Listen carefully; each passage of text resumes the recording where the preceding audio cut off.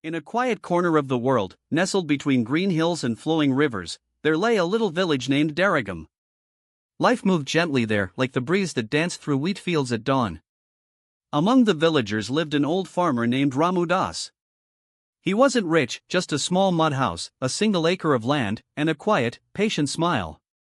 But in his eyes lived the strength of mountains, deep, calm, and full of faith. He lived with his wife Lada and his little grandson Chotu, whose parents had tragically passed away. Ramu became the boy's whole world: father, grandfather, and hero. He believed in three things: the land, hard work, and hope. Every season he prepared the soil, sowed seeds with love, and whispered a prayer to the sky.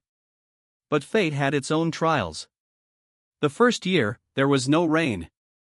The sun blazed, the land cracked, and every crop died. People said, "Give up." But Ramu smiled gently and said, "The earth is just resting. Next year will be better." The second year, the rains came, but came like a storm. His fields flooded, and once again, he lost everything. Yet Ramu stood in the water and whispered, "Even rivers return to their banks. So will our luck." The third year, the crop grew tall. Everything seemed perfect until the locusts came.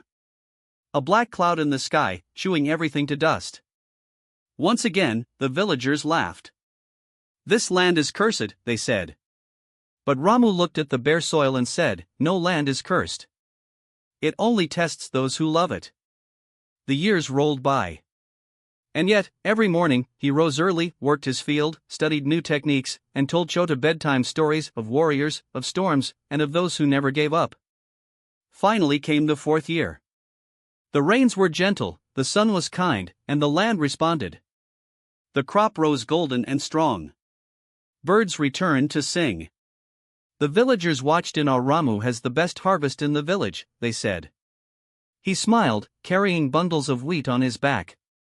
Someone asked, "How did you survive all these years?" Ramu wiped his brow and replied, "I didn't do anything different. I just didn't stop." That night, under a glowing moon, Ramu and Chota sat by the field.